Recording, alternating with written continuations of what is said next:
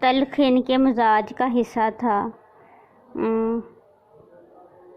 غزل گو تھے وہ، مطلب حقیقت پسند تھے وہ۔ یگانہ کا ذہن وجدانی اور تجزیاتی نہیں تھا، حقیقت پسند تھے بہت زیادہ۔ ان کے دونوں پر زندگی اور شاعری اور زندگی میں تصاد تھا، ایک طرف وہ موت مانگتے، دوسری طرف موت کو ترک کر ڈالتے۔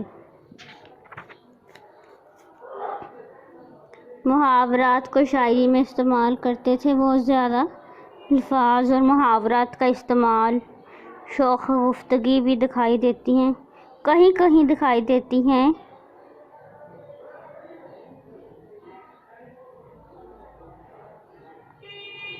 منفرد شاعر تھے، یہ تو پہلے بھی بتا چکی ہوں۔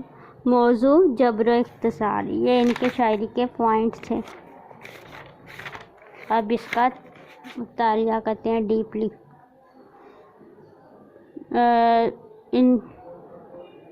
آپ نے دیکھا ہوگا جب امیر گھرانوں کے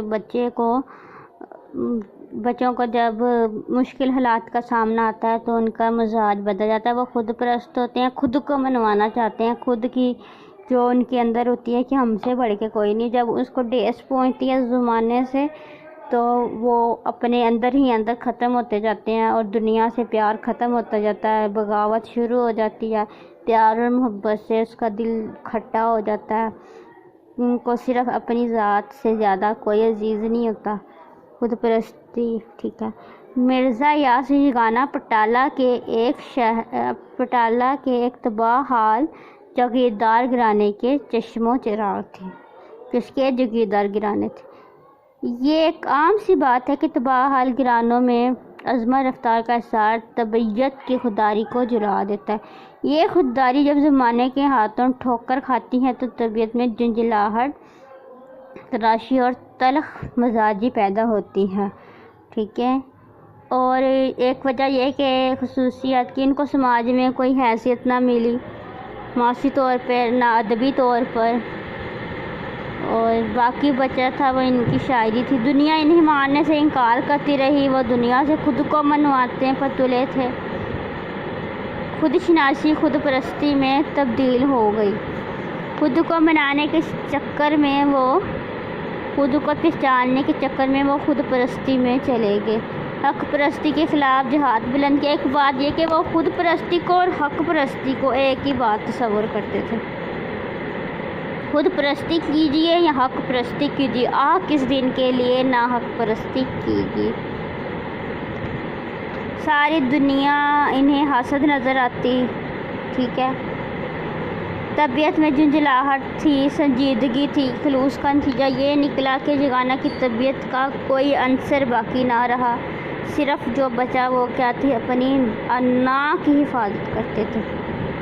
عنایت پسند ہو گئے، عنایت پسند، خود پرست، انا پرست، حق پرست، جھنجھلاہٹ، تلخ، یہ سارا ان کا مزاج تھا۔ یہاں یہ بات ہے کہ شاید یگانہ کی زندگی میں انہیں عشق کا کوئی ذاتی تجربہ ہوا ہو۔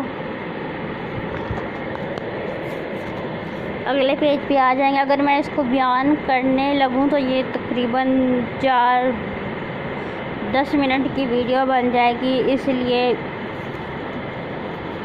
بیان کرنا بھی، اس کو دیکھنا بھی آپ کے لیے مشکل ہو جائے گا۔ ان کے حسن سے بیزاری، محبوب سے بے نیازی تھی، مطلب پیار محبت میں ان کا کوئی دلچسپی نہ تھی، پیار اور محبت کو، کیونکہ پیار میں ہمیشہ ایک بندے کو جھکنا پڑتا ہے اور وہ جھکنا نہیں تھے پسند کرتے، کبھی بھی اپنی انا کو کبھی بھی ختم نہیں تھے کرتے، بے نیازی تھی، خود پرستی تھی۔ یہ ان کے اشعار دیے ہیں، سارے میں پڑھنے لگوں تو ٹائم بہت لگ جائے گا، اس لیے آپ نے صرف 5 کر لینے ہیں اس میں سے۔ یہاں یہ بات اہم ہے کہ یگانہ کو عشق کا ذاتی تجربہ بھی ہوتا، مٹھاس اور گلاوٹ ملتی، ان کے کلام میں بیان کی شدت، لہجے کی صفائی اور کاٹ ہے، ندرت اور جدت ہے، ٹھیک ہے، شدت ہے، انہوں نے آتش اور انشا سے انہوں نے غزل سیکھی اور ان کا لہجہ تھا شاد عظیم. تہذیب کا جو عنصر تھا کہ ماحول لکھنوی ماحول تھا، یہ انہوں نے آتش سے سیکھا تو بڑا کچھ ہے، لیکن آتش اور ان دونوں میں بہت زیادہ شخصیت میں فرق ہے. ادیب کو ادبی حیثیت ملی، یگانہ کو نہیں ملی. یگانہ ایک لکھنوی ماحول سے ہٹ کے لکھتے ہیں، آتش لکھنوی ماحول کے مطابق لکھتے ہیں. اذیت پسندی تھی. یگانہ زندگی کو دعا مانگتے اور ایک طرف وہ یہ بھی کہتے کہ زندگی موت سے دور بھی بھاگتے. آتش میں نے پہلے مطالعہ کے انداز کا فرق تھا ان دونوں میں، کیونکہ آتش میں آتش کی جو شاعری ہے اس میں آتش نے عشق، محبت، لکھنوی ماحول، معاشرتی تہذیب و ڈنگ، زیب و آرائش، چمک دمک، محبوب کی آنکھیں، اس طرح کے شعر کہی ہیں بلکہ، اور جبکہ اس کی شاعری میں نہیں ملتے.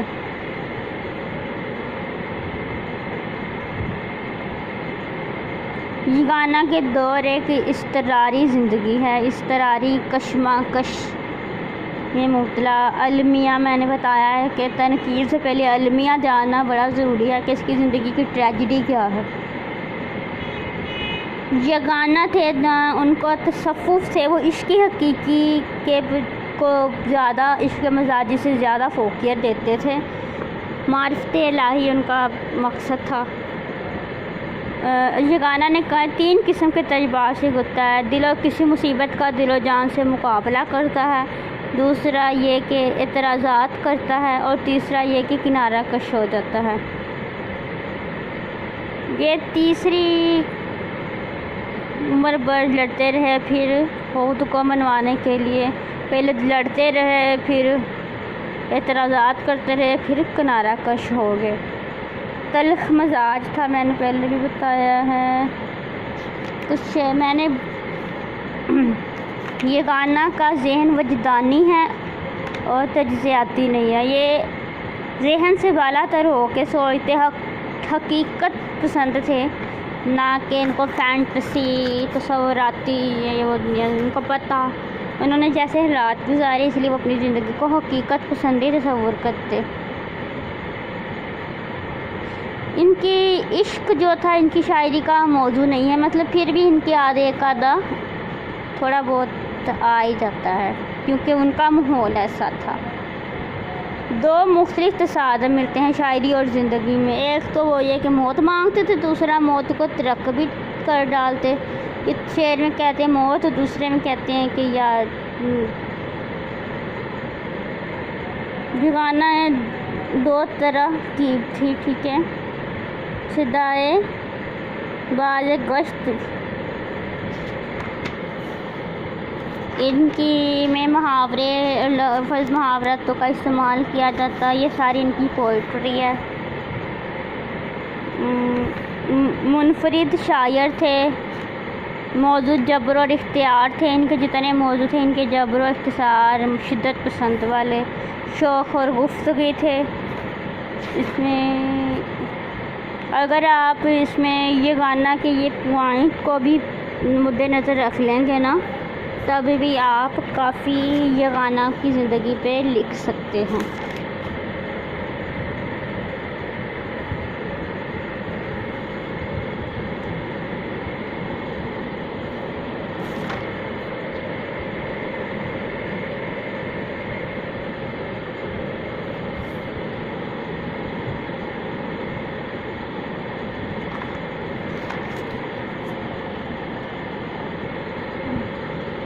اس کو اچھی طرح ایک دفعہ پڑھ لیں گے تو آپ کو یہ کبھی نہیں بھولے.